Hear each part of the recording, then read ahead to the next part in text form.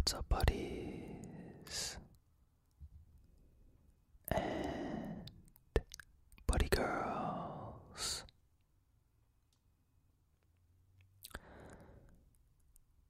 Today I am going to be doing an old Japanese fairy tale.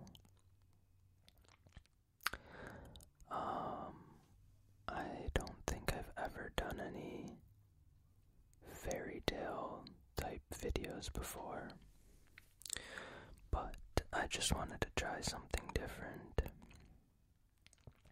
So hopefully you enjoy this.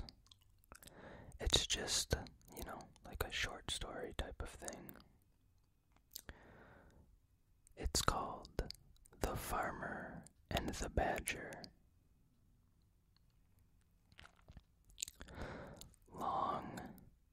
Long ago, there lived an old farmer and his wife who had made their home in the mountains, far from anyone and any town.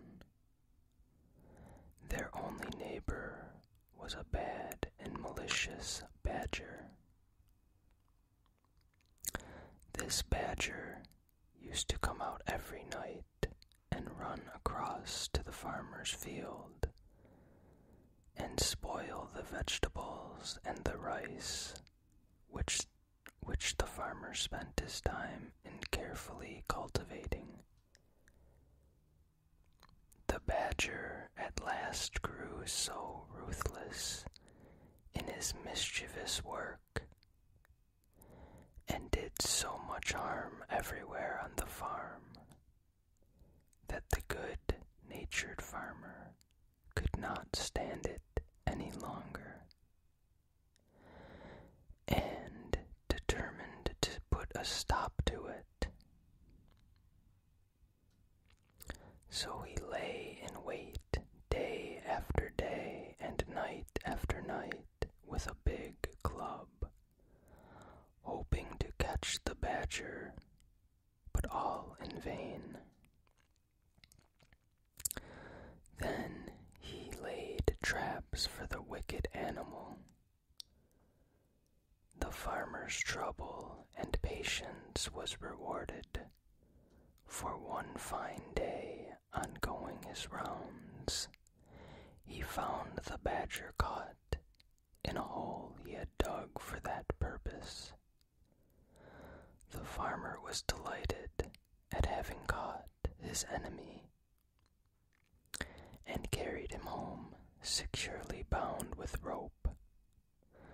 When he reached the house, the farmer said to his wife, "I have at last caught the bad badger. You must keep an eye on him while I am out at work and not let him escape, because I want to make him into soup tonight."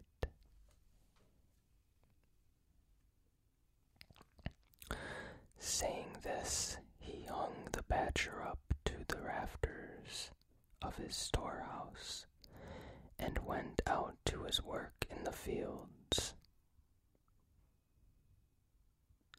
The badger was in great distress, for he did not at all like the idea of being made into soup that night, and he thought and thought for a long time, trying to hit upon some plan by which he might escape. It was hard to think clearly in his uncomfortable position, for he had been hung upside down. Very near him, at the entrance to the storehouse, looking out towards the green fields and the trees and the pleasant sunshine, stood the farmer's old wife pounding barley. She looked tired and old. Her face was seamed with many wrinkles, and was as brown as leather, and every now and then she stopped to wipe the perspiration which rolled down her face. said the wily badger. "You must be very weary doing such heavy work in your old age. Won't you let me do that for you? My arms are very strong, and I could relieve you for a little while." "Thank you for your kindness," said the old woman, "but I cannot let you do this work for me, because I must not untie you. For you might escape if I did, and my husband would be very angry if he came home and found you gone." Now, the badger is one of the most cunning of animals, and he said again in a very sad, gentle voice, "You are very unkind. You might untie me, for I promise not to try to escape. If you are afraid of your husband, I will let you bind me again before his return. When I have finished pounding the barley, I am so tired and sore, tied up like this. If you would only let me down for a few minutes, I would indeed be thankful." The old woman had a good and simple nature, and could not think badly of anyone. Much less did she think that the badger was only deceiving her in order to get away. She felt sorry, too, for the animal as she turned to look at him. He looked in such a sad plight, hanging downwards from the ceiling by his legs, which were all tied together so tightly that the rope and the knots were cutting into his skin. So, in the kindness of her heart, and believing the creature's promise that he would not run away, she untied the cord and let him down. The old woman then gave him the wooden pestle and told him to do the work for a short time while she rested. He took the pestle, but instead of doing the work as he was told, the badger at once sprang upon the old woman and knocked her down with the heavy piece of wood. He then killed her and cut her up and made soup of her, and waited for the return of the old farmer. Okay, so I had no idea this was going to be this type of story, but we're going to keep going with it. I didn't pre-read this when I picked it. My bad. Let's just all relax.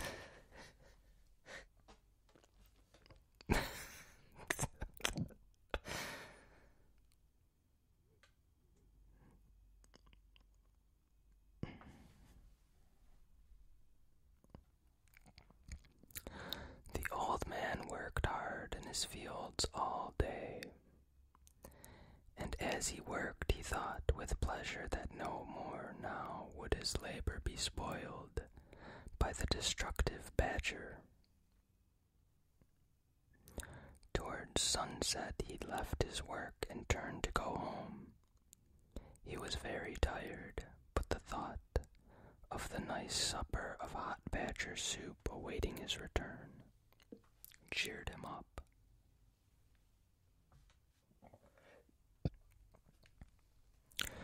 The thought that the badger might get free and take revenge on the poor old woman never once came into his mind. The badger meanwhile assumed the old woman's form, and as soon as he saw the old farmer approaching, came out to greet him. On the veranda of the little house, saying, "So you have come back at last. I have made the badger soup, and have been waiting for you for a long time." The old farmer farmer quickly took off his straw sandals and sat down before his tiny dinner tray. The innocent man never even dreamed that it was not his wife but the badger, who was waiting upon him, and asked at once for the soup. Then the badger suddenly transformed himself back to his natural form and cried out, "You wife-eating old man, look out for the bones in the kitchen." Laughing loudly and derisively, he escaped out of the house and ran away to his den in the hills. The old man was left behind alone. He could hardly believe what he had seen and heard.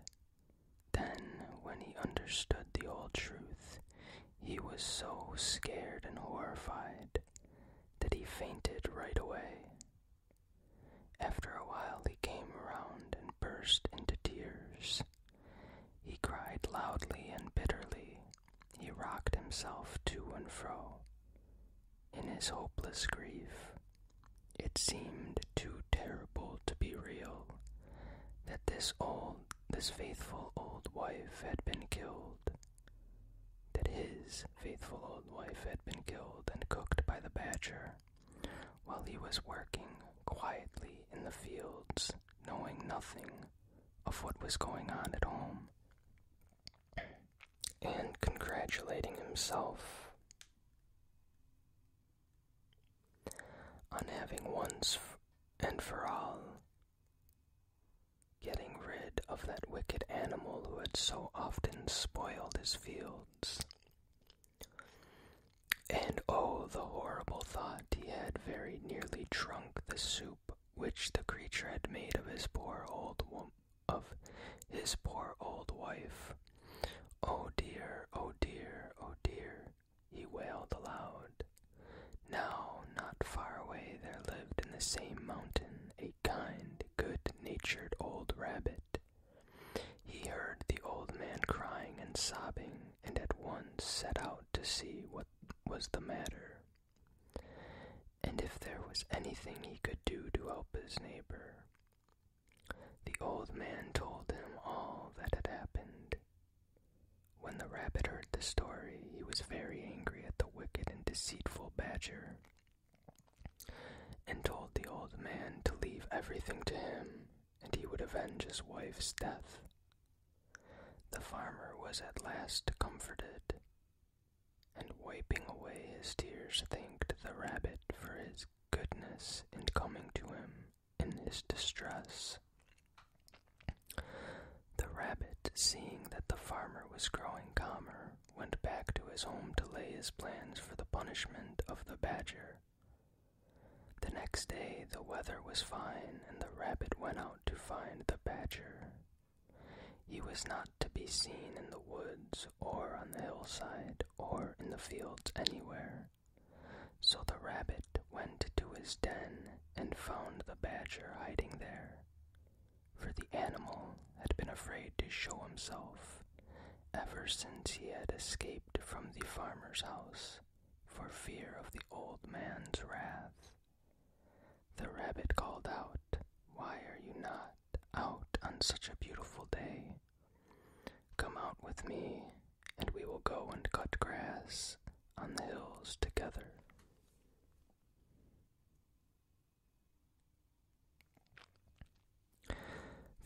The badger, never doubting that the rabbit was his friend, willingly consented to go out with him, only too glad to get away from the neighborhood of the farmer and the fear of meeting him. The rabbit led the way miles away from their homes, out on the hills where the grass grew tall and thick and sweet. They both set to work to cut down as much as they could carry home, to store it up for their winter's food. When they had each cut down all they wanted, they tied it in bundles, and then started homewards, each carrying his bundle of grass on his back, This time the rabbit made the badger go first. When they had gone a little way, the rabbit took out a flint and steel, and striking it over the badger's back, as he stepped along in front, set his bundle of grass on fire. The badger heard the flint striking and asked, "What is that noise? Crack, crack." "Oh, that is nothing," replied the rabbit. "I only said crack, crack, because this mountain is called Crackling Mountain." The fire soon spread in the bundle of dry grass on the badger's back.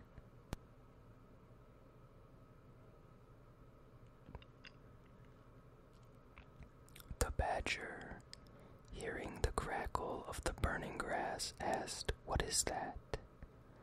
"Now we have come to the burning mountain," answered the rabbit. By this time the bundle was nearly burned out, and all the hair had been burned off the badger's back. He now knew what had happened by the smell of the smoke of the burning grass. Screaming with pain, the badger ran as fast as he could to his hole. The rabbit followed and found him lying on his bed, groaning with pain. "What an unlucky fellow you are," said the rabbit. "I can't imagine how this happened. I will bring you some medicine which will heal your back quickly." The rabbit went away glad and smiling to think that the punishment upon the badger had already begun. He hoped that the badger would die of his burns, for he felt that nothing could be too bad for the animal who was guilty of murdering a poor helpless old woman who had trusted him. He went home and made an ointment by mixing some sauce and red pepper together. He carried this to the badger, but before putting it on, he told him that it would cause him great pain, but that he must bear it patiently, because it was a very wonderful medicine for burns and scalds and such wounds. The badger thanked him and begged him to apply it at once, but no language can describe the agony of the badger as soon as the red pepper had been pasted all over his sore back. He rolled over and howled loudly. The rabbit, looking on, felt the farmer's wife was beginning to be avenged. The badger was in bed for about a month, but at last, in spite of the red pepper application, his burns healed, and he got well. When the rabbit saw that the badger was getting well, he thought of another plan by which he could compass the creature's death. So he went one day to pay the badger a visit, and to congratulate him on his recovery. During this conversation, the rabbit mentioned that he was going fishing and described how pleasant fishing was when the weather was fine and the sea smooth. The badger listened with pleasure to the rabbit's account of the way he passed his time now, and forgot all his pains and his month's illness, and thought what fun it would be if he could go fishing too. So he asked the rabbit if he would take him the next time he went out to fish. This was just what the rabbit wanted, so he agreed. Then he went home and built 2 boats, one of wood and the other of clay. At last, they were both finished, and as the rabbit stood and looked at his work, he felt that all his trouble would be well rewarded if his plan succeeded, and he could manage to kill the wicked badger now. The day came when the rabbit had arranged to take the badger fishing. He kept the wooden boat himself and gave the badger the clay boat. The badger, who knew nothing about boats, was delighted with his new boat and thought how kind it was of the rabbit to give it to him. They both got into their boats and set out. After going some distance from the shore, the rabbit proposed that they should try their boats and see which one could go the quickest. The badger fell in with the proposal, and so they both set to work to row as fast as they could for some time. In the middle of the race, the badger found his boat going to pieces, for the water now began to soften the clay. He cried out in great fear to the rabbit to help him. But the rabbit answered that he was avenging the old woman's murder, and that this had been his intention all along, and that he was happy to think that the badger had at last met his demise for all his evil crimes, and was to drown with no one to help him. Then he raised his oar and struck at the badger with all his strength, till he fell with the sinking clay boat, and was seen no more. Thus at last he kept his promise to the old farmer. The rabbit now turned and rowed shorewards, and having landed and pulled his boat upon the beach, hurried back to tell the old farmer everything, and how the badger, his enemy, had been killed. The old farmer thanked him with tears in his eyes. He said that till now he could never sleep at night or be at peace in the daytime, thinking of how his wife's death was unavenged, but from this time he would be able to sleep and eat as of old. He begged the rabbit to stay with him and share his home. So from this day the rabbit went to stay with the old farmer, and they both lived together as good friends to the end of their days. I guess that's it. So, that was interesting. Anyways, that is all I have for today. Sorry if you don't enjoy this. I know it's not for everybody. But maybe you can still enjoy the whispering. Have a great week, and I will see you again on Wednesday.